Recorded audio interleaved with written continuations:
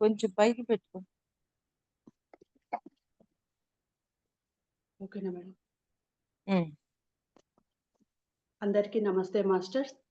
మనందరి గురువు గారైన బ్రహ్మర్షి పితామహ పత్రిజీ గారికి, వంశీ కిరణ్ మాస్టర్ గారికి, ప్రవీణ మేడం గారికి నా ఆత్మ ప్రణామాల్ని తెలియజేసుకుంటున్నానండి. అలాగే ఆత్మ పరిశీలన బుక్ రచయిత అయిన టార్కం షరాడారియన్ గురువు గారికి కూడా నా ఆత్మ ప్రణామాల్ని తెలియజేసుకుంటున్నాను.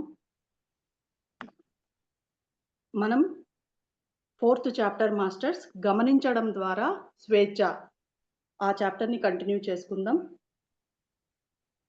దశల వారీగా తనను తాను తెలుసుకునే కొలమానంలో ఎవరైనా తాను ఏది కాదో తెలుసుకోవడానికి ప్రయత్నించాలి. తెలుసుకునేవాడు ఎప్పుడూ తెలుసుకునేవాడిగానే ఉండాలి తప్ప వస్తువుగా ఉండకూడదు. అంటే వస్తువుగా అంటే వాడికి ఏది ఉండదు. వస్తువుకి ఏంది ఏం ఉండదు కదా. అలాగా ఉండకుండా ఎప్పుడు తెలుసుకునేవాడిగా ఉన్నప్పుడు నేర్చుకోవడం అనేది జరుగుద్ది. తెలుసుకునేవాడిగా లేనప్పుడు మనం నేర్చుకోవడం అనేది ఉండదు. అది ఎప్పుడు నిరంతరము ఎదుగుదల జరుగుతూనే ఉంటుంది. అంటే పూర్ణత్వాన్ని సాధించేంత వరకు ఎదుగుదల ఉంటుంది.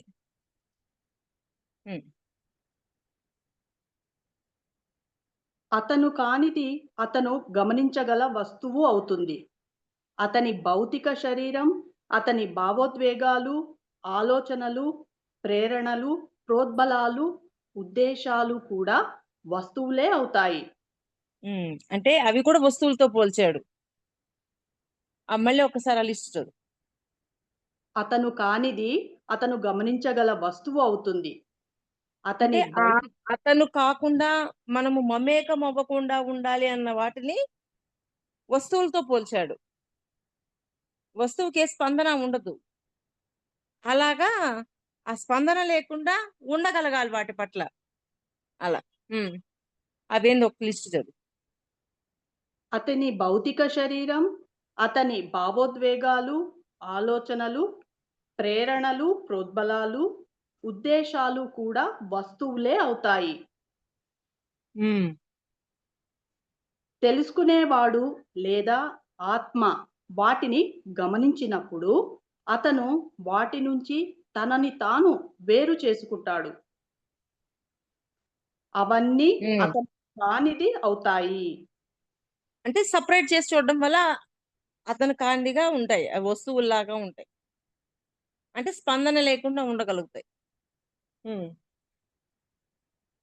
ఆ విధంగా దశల వారీగా అతను తన యథార్థ ఆత్మలోకి వైదొలగుతాడు. అక్కడ తెలుసుకునేవాడు జ్ఞానం, జ్ఞానపు క్షేత్రాన్ని ఇక వేరు చేయడం సాధ్యం కాదు. ఆత్మ కనెక్ట్ అయిపోతాడు. ఇవన్నీ సపరేట్గా పెట్టేశాడు కదా. ఎప్పుడైతే ఆత్మతో కనెక్ట్ అవుతాడో అప్పుడు ఉండే విధానం మారిపోతుంది. అక్కడ జ్ఞానం, అక్కడ తెలుసుకునేవాడు జ్ఞానం, జ్ఞానపు క్షేత్రాన్ని ఇక వేరు చేయడం సాధ్యం కాదు. అక్కడ డివైడ్ చేయడానికి కుదరదు. ఇక్కడే చేయగలగాలి దాన్ని ఏదైనా. ఎందుకంటే అది ఏదైనా స్టోర్ చేసుకుంటుందని ముందు లెసన్లో చదువుకున్నాం కదా.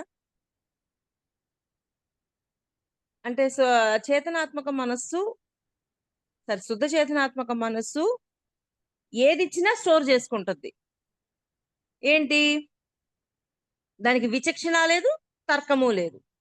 అంటే ఆత్మలో ఏదైనా స్టోర్ చేస్తుంది.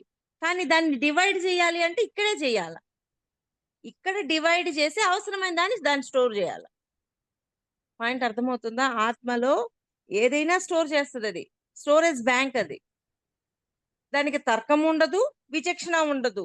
ఇది పెట్టాలి, ఇది పెట్టకూడదు అన్న విఘ్నత దానికి ఉండదు.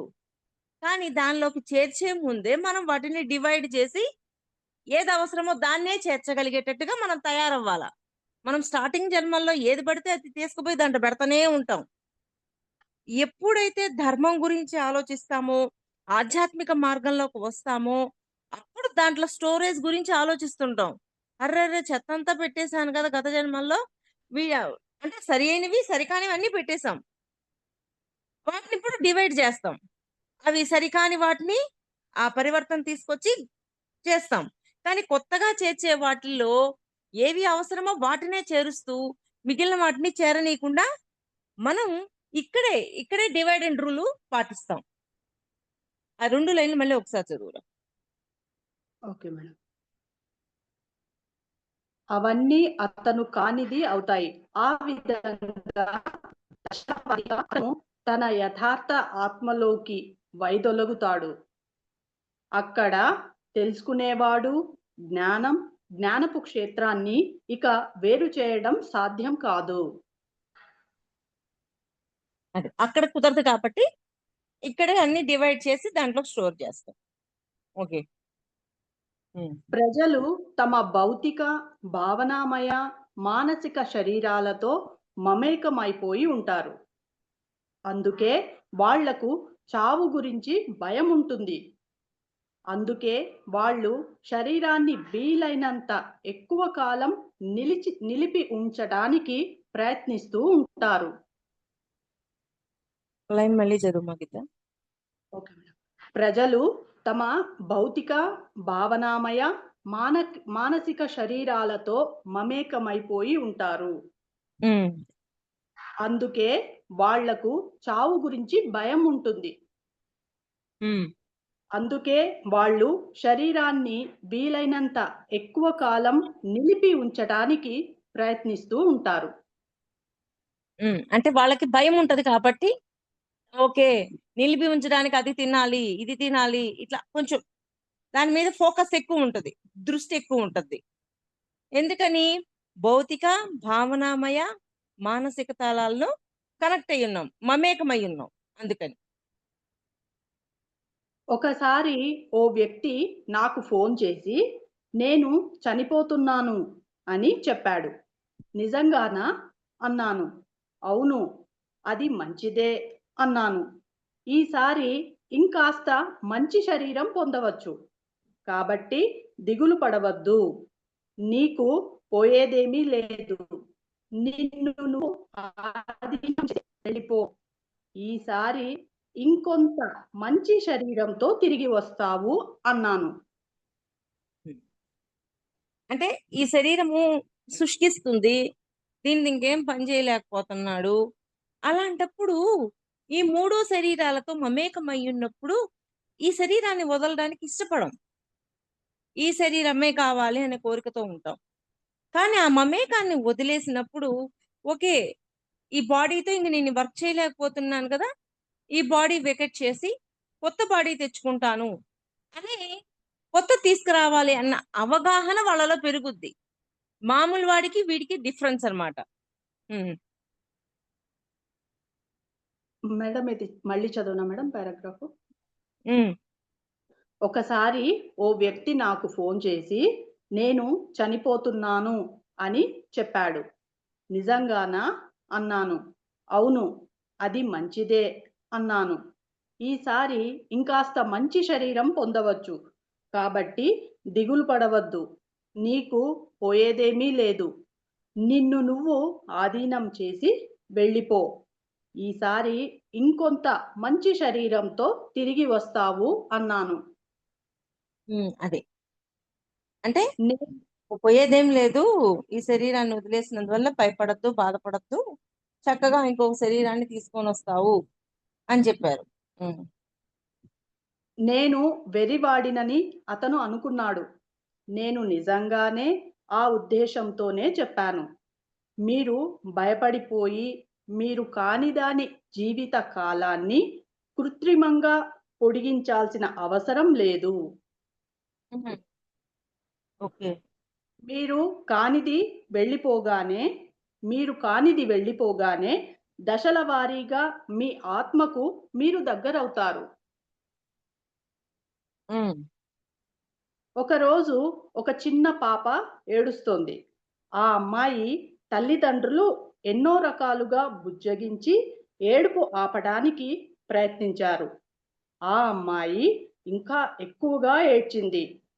నేను ఆ అమ్మాయి దగ్గరకు వెళ్ళి, "నువ్వు ఏడుస్తున్నప్పుడు నీ ముఖం వేరే ఆకారంలోకి మారిపోతోంది. నేను చెప్పేది నమ్మకపోతే అద్దంలో చూసుకో అన్నాను.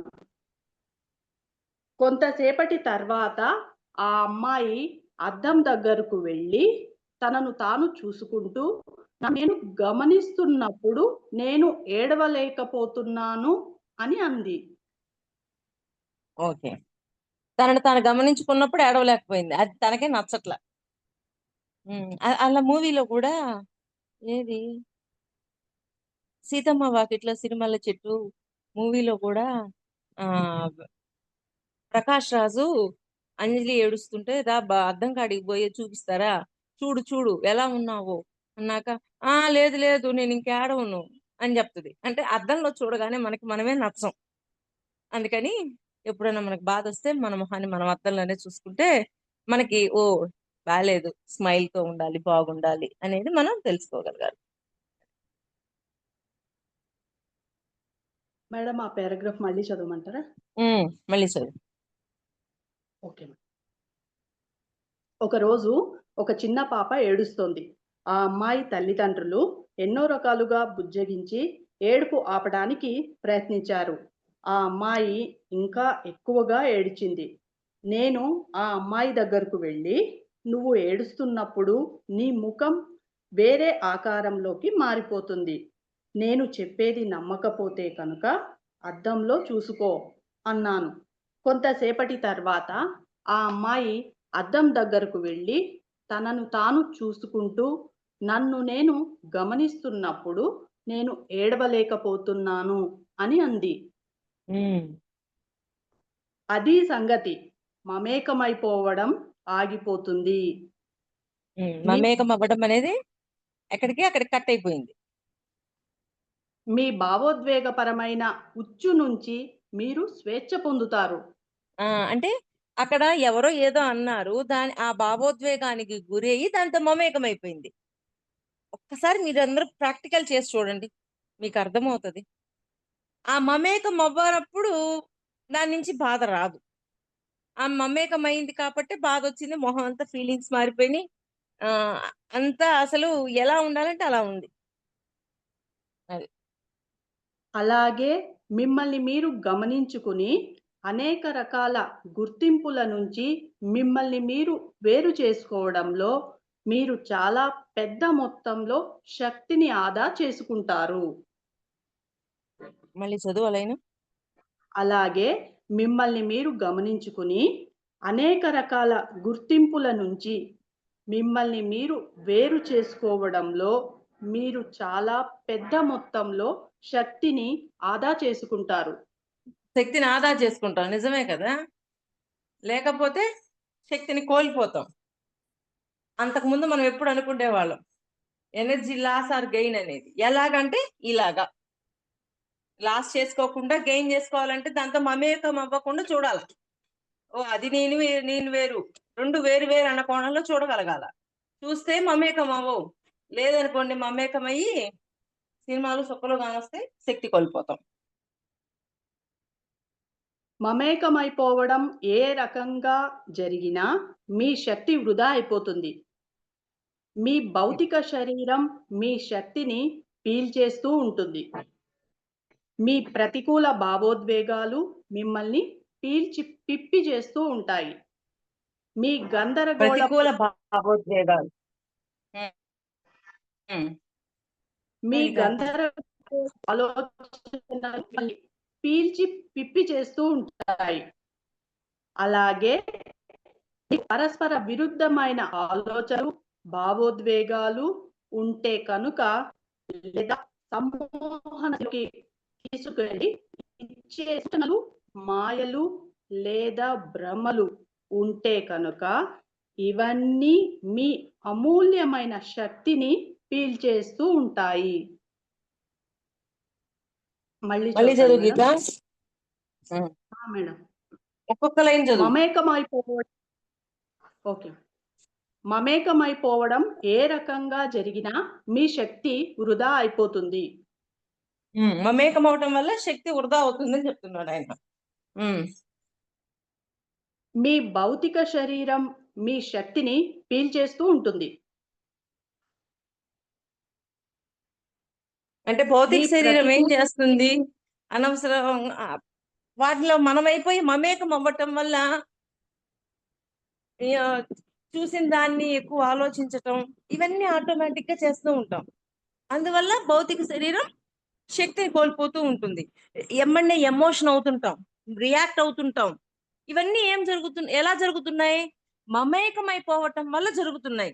అందుకని వాటిని సెపరేట్‌గా పెట్టండి అని చెప్తుంటాడాయన. హ్మ్.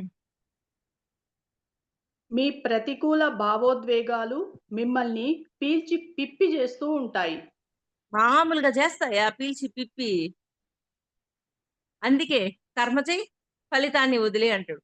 అంటే ఆ కర్మ చేసి ఫలితాన్ని వదిలేయాలి అనుకున్నప్పుడు వాటితో మమేకం అవ్వం. లేదనుకో వాటితో మమేకం అయిపోతామా? అవ్వమా? అలాగా. హ్మ్. మీ గందరగోళపు ఆలోచనలు మిమ్మల్ని పీల్చి పిప్పి చేస్తూ ఉంటాయి. హ్మ్. అలాగే మీకు పరస్పర విరుద్ధమైన ఆలోచనలు, భావోద్వేగాలు ఉంటే కనుక లేదా సమ్మోహన స్థితిలోకి తీసుకెళ్ళి ఇచ్చే సూచనలు, మాయలు లేదా భ్రమలు ఉంటే కనుక ఇవన్నీ మీ అమూల్యమైన శక్తిని పీల్చేస్తూ ఉంటాయి. ఇప్పుడు చదివిన ఒక్క లైన్ చదువు. అలాగే మీకు పరస్పర విరుద్ధమైన ఆలోచనలు, భావోద్వేగాలు ఉంటే కనుక. హ్మ్.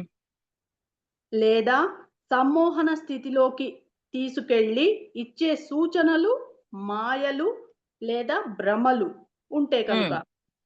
అంటే భౌతికంగా జరిగిన వాటి వల్ల అవ్వచ్చు. మన లోపల ఉన్న ఆహ్, మాయలు, భ్రమల వల్ల కావచ్చు. వేటి వల్లైనా కావచ్చు. హ్మ్. ఇవన్నీ మీ అమూల్యమైన శక్తిని పీల్చేస్తూ ఉంటాయి. హ్మ్. గ అమూల్యమైన శక్తిని పీల్చేస్తూ ఉంటాయి. హ్మ్. గమనించడం అనేది ఈ అంశాలను అంతం చేసి, మీ 3 వాహనాల పట్ల మీరు నిస్సంగంతో ఉంటున్నప్పుడు శాంతిని, సామరస్యాన్ని స్థాపిస్తుంది. హ్మ్. గమనించడం అనేది ఈ అంశాలను అంతం చేసి, మీ 3 వాహనాల పట్ల మీరు నిస్సంగంతో ఉంటున్నప్పుడు శాంతిని, సామరస్యాన్ని స్థాపిస్తుంది. నిస్సంగంతో ఉన్నప్పుడు శాంతిని, సామరస్యాన్ని మనలో వచ్చేటట్టు చేస్తుంది. నమ్మకంతో గమనించటం కొనసాగిస్తూనే ఉండేవాళ్ళు చివరికి పురోగతి సాధించి తాము గమనించే వాళ్ళమే తప్ప గమనింపబడే వస్తువు కాదు అనే ఎరుక పొందుతారు. అది గమనించడం ద్వారా అవి నేను వేరు అని సెపరేట్ చేసి చూడడం అనేది అలవాటైపోతది. గమనించే వ్యక్తి తన పట్ల తాను ఇంకా ఎక్కువ ఎరుకతో ఉన్న కొద్దీ అంతిమంగా అతను మరో పురోగతి సాధించి తాను సువిశాలమైన శూన్- శూన్యానికి కిటికీ కిటకీ లాంటి వాడనని గ్రహిస్తాడు. ఎంత లోతైన అర్థమో చూడండి. ఎప్పుడైతే ఆ గమనిక ఉంటదో, ఆ శూన్యానికి చేరుకోవడానికి ఆస్కారం ఉంటది. ఆ శూన్యానికి కిటికీ లాంటి వాడిని అంటే కిటికీలో అంటే జస్టు దేహాన్ని తీసుకొని అనుభవం పొందటానికొచ్చాను అన్న అవగాహన మాత్రమే ఉంటుంది. దాంతో మమేకం అవ్వడం అనేది చెయ్యలేడు. అది లాస్ట్ పాయింట్ మళ్ళీ చదువు. Okay madam. గమనించే వ్యక్తి తన పట్ల తాను ఇంకా ఎక్కువ ఎరుకతో ఉన్న కొద్దీ అంతిమంగా అతను మరో పురోగతి సాధించి తాను సువిశాలమైన శూన్యానికి కిటికీ లాంటి వాడనని గ్రహిస్తాడు. ఎరుకతో ఉండటం వల్ల ఈ పనులన్నీ జరుగుతాయి. హ్మ్. మానవ ప్రయత్నానికి చెందిన 7 రంగాల్లోనూ ఉన్న మన జ్ఞానమంతా మన అసలైన ఆత్మను మనం తెలుసుకోలేకపోతే కనుక మన మనుగడకు వ్యతిరేకంగానే పనిచేస్తుంది. ఏంటి? మళ్ళీ చదువుతాను మేడం. మానవ ప్రయత్నానికి చెందిన 7 ఉమ్, రంగాల్లోనూ ఉమ్, ఉన్న మన జ్ఞానమంతా, మన ఉమ్, అసలైన ఆత్మను మనం తెలుసుకోలేకపోతే కనుక, మన ఉమ్, మనుగడకు వ్యతిరేకంగానే పనిచేస్తుంది. ఉమ్. మన ఆత్మని కనెక్ట్ అవ్వకపోతే మనం వ్యతిరేకంగానే పనిచేస్తాం. ఉమ్, తమ విలువను తాము ఏమాత్రం తీసుకోని వాళ్ళే అన్ని రకాల నేరపూరితమైన చర్యలను చేస్తూ ఉంటారు. ఉమ్, ఉమ్, తమ విలువను తాము ఏమాత్రం తీసుకోని వాళ్ళే అన్ని రకాల నేరపూరితమైన చర్యలను చేస్తూ ఉంటారు. మీ ఎందుకని దృష్టిలో దాంతో మమేకమై ఉన్నారు కాబట్టి. ఉమ్, మీ దృష్టిలో దేనికైనా గొప్ప విలువ ఉంటే కనుక మీరు దానికి ఎన్నడూ ఎలాంటి హాని చెయ్యరు. అంటే దేని పట్లైనా మీకు విలువ ఉంటే ఏ హాని చెయ్యం. ఎంత అద్భుతంగా ఉందో చూడండి. ఇప్పుడు సృష్టిలో అందరూ దైవాలే, ప్రతి ఒక్కరూ దైవంగా ఎదగడానికే వచ్చాము అన్న అవగాహన ఉన్నప్పుడు ఏ హాని చేయడానికి ముందుకు రాము. ఎవరిని ఇబ్బంది పెట్టాలనుకోము, హింస చెయ్యము, ధర్మంలో ఉంటాం. ఎందుకని? ప్రతి ఒక్కరూ గొప్పవాళ్లే అన్నది తెలిసినప్పుడు. ఉమ్. ఆ లైన్ మళ్ళీ చదువు. Okay madam. తమ విలువను తాము ఏమాత్రం తీసుకోని వాళ్ళే అన్ని రకాల నేరపూరితమైన చర్యలను చేస్తూ ఉంటారు. మీ దృష్టిలో దేనికైనా గొప్ప విలువ ఉంటే కనుక మీరు దానికి ఎన్నడూ ఎలాంటి హాని చెయ్యరు. అది అలాగా సృష్టి అంతా గొప్పది. సృష్టిలో ఎక్కడ ఆ తప్పు లేదు, దృష్టిలోనే ఉంది అని అర్థమైన రోజు ఆ సృష్టిలో ఉన్న ప్రతిదాన్ని చూసే దృక్పథం మారిపోతుంది, దృష్టి కోణం మారిపోతుంది, అన్ని మారిపోతాయి. అలా చూడగలగాలి మనం. ఉమ్, మీరు దివ్యాగ్ని కణం అని, పద్మంలోని మణి మీరే అని, ఈ లోకంలో ఉన్న దివ్యమైన ఉనికి మీరే అని మీరు గ్రహించినప్పుడు, ఇక మీరు మాయలు, భ్రమ లోయలో దారి తప్పి సంచరించరు. మరి చూడు, ఇప్పుడు నేను అదే కదా చెప్తున్నా. దివ్యాగ్నికణం అంటే నేను దైవాన్ని, ఎదుటివారు దైవం, అంతా దైవమే. ఇప్పుడు ప్రహ్లాదుడు ఉన్నాడు, అణువణువున నారాయణుడే, ప్రతి ఒక్కరూ నారాయణ స్వరూపమే అని విశ్వసించారు. విశ్వసించేసరికి ఏమైంది? ఆయనకి ఎన్ని ప్రమాదాలకు గురి చేసినా సరే ఆయనకి ఏమి కాదు. ఎందుకని? ఆయన విశ్వాసం అంతా గొప్పదే, అంతా విలువైనదే అనే భావన ఉంది కాబట్టి. దేన్ని తక్కువ చేసి చూడము అనేది లేదు. అప్పుడు విమర్శించడం ఉంటదా? తిట్టడం ఉంటదా? ఆ? జడ్జి చేయడం ఉంటదా? కంప్లైంట్ ఉంటదా? ఇవన్నీ ఏమి ఉండవు కదా. అలా ఉండగలగాలి అని చెప్తున్నారు ఆయన. అలా ఆయన మళ్ళీ చదువు. Okay madam. మీరు దివ్యాగ్ని కణం అని, పద్మంలోని మణి మీరే అని, ఈ లోకంలో ఉన్న దివ్యమైన ఉనికి మీరే అని మీరు గ్రహించినప్పుడు, ఇక మీరు మాయలు, భ్రమల లోయలో దారి తప్పి సంచరించరు. భ్రమల్లో పడరు, మాయల్లో పడరు, ఏది పడరు. తన శరీరం, భావోద్వేగాలు లేదా మనస్సు తనను నియంత్రిస్తున్నాయని తెలుసుకోగానే ఆ వ్యక్తి సాధనా మార్గంలో చాలా వేగంగా పురోగమిస్తాడు.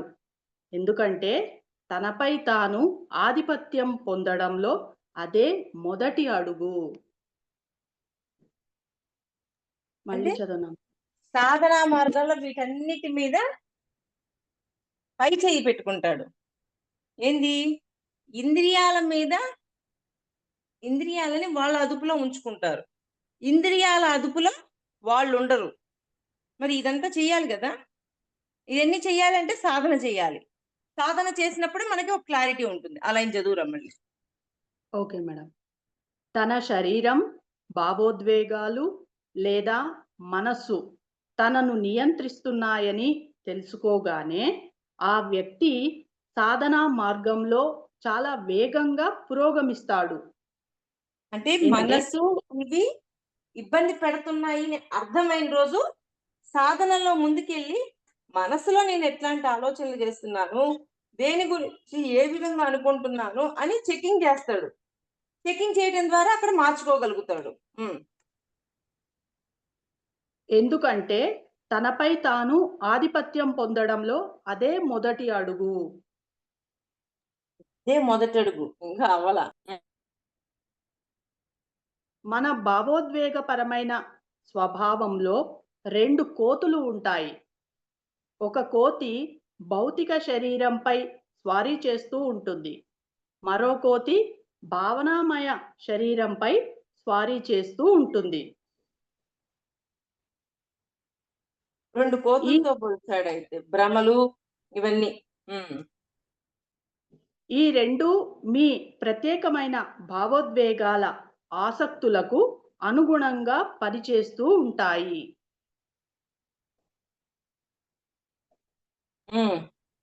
చదవనా మేడం? ఒకసారి చదువు.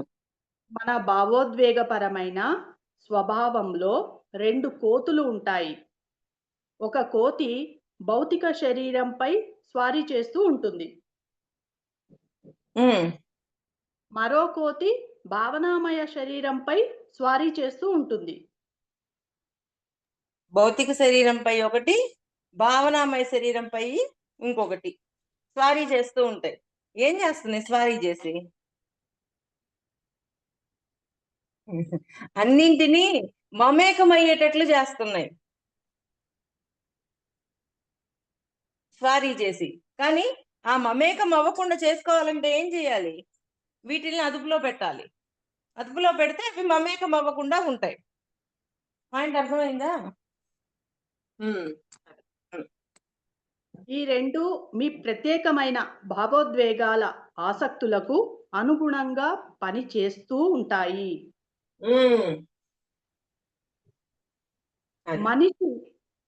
మనిషి తన భావోద్వేగాలను తృప్తిపరచడానికి లక్షలాది డాలర్లు ఖర్చు పెట్టి తన భావోద్వేగాలు కోరినది ఇవ్వడానికి శరీరాన్ని పగలు రాత్రి పని చేయిస్తూ ఉంటాడు. శక్తి కోల్పోవడం అంటే అదే కదా. ఇంకా ప్రత్యేకించి ఏంది? మళ్ళీ ఒక్కరో చదువు. Okay madam. మనిషి తన భావోద్వేగాలను తృప్తిపరచడానికి లక్షలాది డాలర్లు ఖర్చు పెట్టి, అంటే భావోద్వేగాలను తృప్తిపరచడానికి లక్షలాది డాలర్లతో పోలుస్తున్నాడండి, మనకు అర్థం అవ్వడం కోసం ఆయన. తన భావోద్వేగాలు కోరినది ఇవ్వడానికి శరీరాన్ని పగలు రాత్రి పని చేయిస్తూ ఉంటాడు. ఏ విధంగా? ఆలోచనలతోటి వాడినేం చెయ్యాలి, వీడినేం చెయ్యాలి, ఈ ప్రతీకారము, వాడు నాకేదో చేశాడు, వాడి వల్లే నా జీవితం ఇలా అయింది, ఇవన్నీ భావాలు పెరిగే కొద్ది ఏమవుతుంది? పగలు రేత్రి ఆలోచిస్తున్నాం. దాన్ని ప్రతీకారంగా తీర్చుకోవడం కోసం ఏ పని చేస్తే పని పూర్తవుతుంది? ఎన్ని ఆలోచనలు. అది ఎంత శక్తి కోల్పోతున్నాం. అది అయితే ఇక్కడ ఫిజికల్ గా కాదు మేడం, మెంటల్ గా తీసుకోవాలి. 2 రకాలుగా. ఫిజికల్, మెంటల్ గా ఫస్ట్ ప్రిపేర్ అవుతాడు, తర్వాత ఫిజికల్ లోకి వస్తాడు. ఆలోచనలను బట్టి భావాలు, భావాలను బట్టి వాక్కును బట్టి కర్మ. చూడడానికి ఏమనిపించదు, కానీ లోపల ఏ ఆలోచనలు నాటుతున్నామో మనం ఎప్పటికప్పుడు చెకింగ్ లో ఉండాలి. ఒక స్త్రీకి అసూయ కలిగిన వెంటనే ఆమె మనస్సు, శరీరం మొత్తం ఆమె అసూయను తృప్తిపరచడానికే పని చేస్తూ ఉంటాయి. ఒకసారి మీరు దీన్ని గ్రహిస్తే ఈ కోతులను నియంత్రించి వాటి ఇష్టానుసారం కాకుండా మీరు కోరుకున్న విధంగా మీ శరీరాలను వినియోగించుకోగలుగుతారు. చూడు, అసూయ మీద ఏం చెప్పారు? మళ్ళీ చదువురా, నిదానంగా చదువు.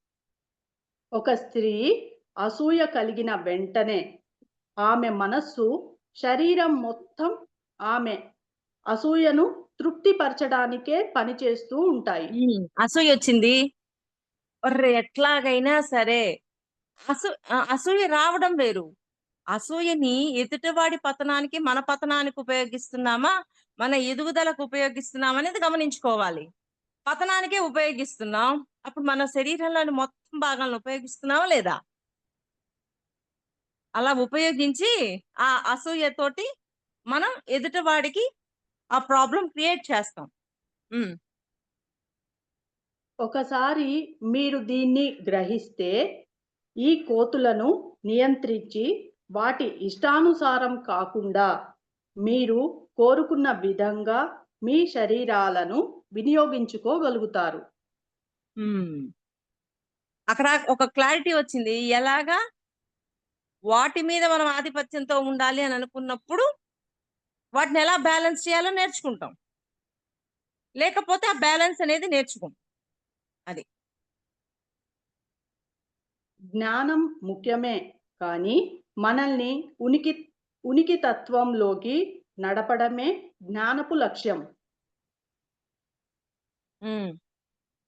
అంటే చైతన్యంగా మార్చడమే జ్ఞానం యొక్క లక్ష్యం.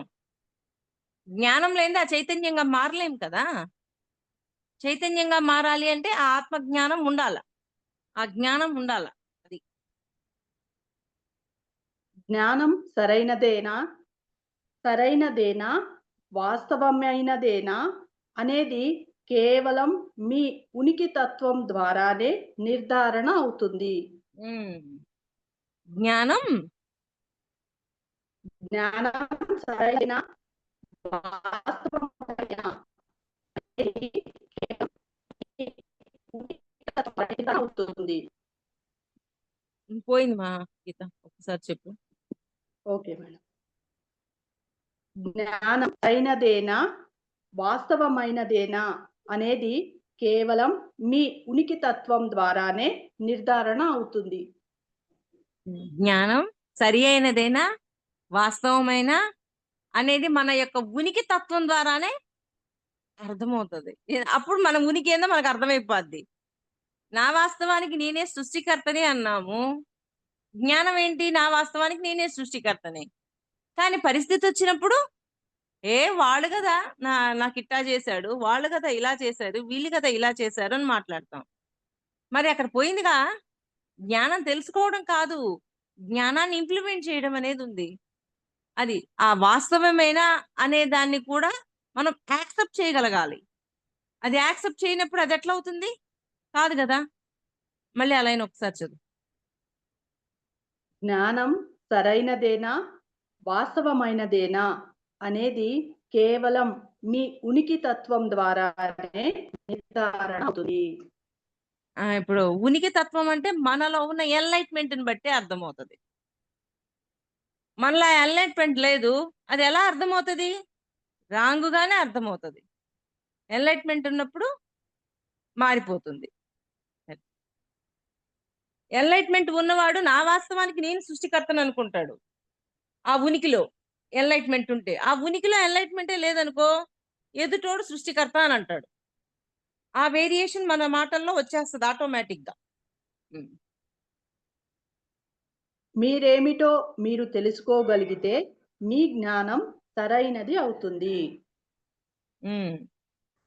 మనమేంటో మనం తెలుసుకోగలిగినప్పుడు మన జ్ఞానం సరి అవుతుంది. ఓకే, నా వాస్తవానికి నేనే సృష్టికర్తను కదా అని అనుకున్నప్పుడు మన జ్ఞానం సరిగా ఉంటుంది, లేకపోతే సరికాదు కదా. అది మనం కేవలం గమనించడంలో 3 ఏళ్ళు, మన శరీరాలను సర్దుబాటు చేసుకుని నియంత్రించడంలో 3 ఏళ్ళు, మూర్తిమత్వపు 3 తలాలపై ఆధిపత్యం సాధించడంలో 3 ఏళ్ళు గడపాలి. అన్ని 3 ఏళ్ళు. ఫస్ట్ 3 ఏళ్ళు ఏంటి? మనం కేవలం గమనించడంలో 3 ఏళ్ళు. గమనించడం ద్వారా 3 సంవత్సరాలు పట్టింది. తర్వాత మన శరీరాలను సర్దుబాటు చేసుకుని నియంత్రించడంలో 3 ఏళ్ళు. గమనించాము, ఎక్కడ ఎలాంటి భావాలు వస్తున్నాయి, భౌతికంలో ఎలా వస్తున్నాయి, భావనలో ఎలా వస్తున్నాయి, మానసికంలో ఎలా వస్తున్నాయి, ఇవన్నీ గమనించాము. వాటిని మళ్ళీ సరిచేయడానికి కొంచెం టైం పట్టింది. ఇంకొక 3 ఏళ్ళు. మూర్తిమత్వపు 3 తలాలపై ఆధిపత్యం సాధించడంలో 3 ఏళ్ళు గడపాలి. ఆ! మూడింటి పైన నేను నాది అనే ఆధిపత్యం సాధించడానికి 3 ఏళ్ళు. ఆ నేను మనసు లేపుతది. ఏరా నువ్వు నన్నంటావా అని. ఆ! తగ్గు తగ్గు అని మనం ఆధిపత్యం దాన్ని బ్యాలెన్స్ చేయాలా. అసూయ పొందుతుంది. ఆ!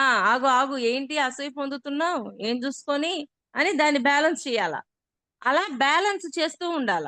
అలా 3 సంవత్సరాలు గమనికతోటి వాటిని తెలుసుకోవడానికి, మళ్ళీ వాటిని సరిజేయడానికి.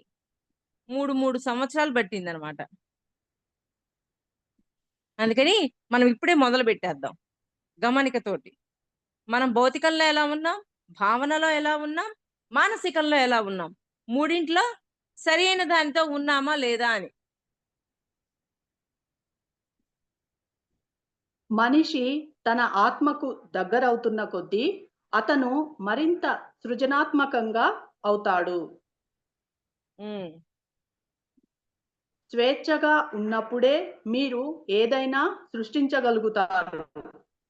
మీ 3 అంచెల స్వభావంపై ఆధిపత్యాన్ని పొందకుండా స్వేచ్ఛను సాధించడం సాధ్యం కాదు. అది. ఓకేనా? హ్మ్. చాలు. మళ్ళీ రేపు చదువుదాం. మేడం ఈ పారాగ్రాఫ్ కంప్లీట్ చేయనా? ఆ! ఒక చెయ్యి. 5 లైన్స్ ఉంది మేడం. హ్మ్. ఇది మళ్ళీ ఇంకొకసారి చదువుతాను మేడం. స్వేచ్ఛగా ఉన్నప్పుడే మీరు ఏదైనా సృష్టించగలుగుతారు. మీ 3 అంచెల స్వభావంపై ఆధిపత్యాన్ని పొందకుండా స్వేచ్ఛను సాధించడం సాధ్యం కాదు. అంటే మూడింటి మీద ఆధిపత్యం. భౌతిక, భావనామయ, మానసిక. మూడింటి మీద ఆధిపత్యం సాధించకపోతే మనం స్వేచ్ఛనివ్వలేము. ఆధిపత్యం సాధించుకున్నప్పుడు స్వేచ్ఛనివ్వగలం. అసూయొచ్చింది. ఆ స్వేచ్ఛ ఉంది కాబట్టి నాకు అవసరం లేదని పక్కకు నెట్టేస్తాం. మనది ఆధిపత్యమై ఉండాల. లేకపోతే ఆ అసూయ పెరుగుతూనే ఉంటది. కోపమొచ్చింది. కోపం, క్రోధం, ద్వేషం అన్నీ మారిపోతూ ఉన్నాయి.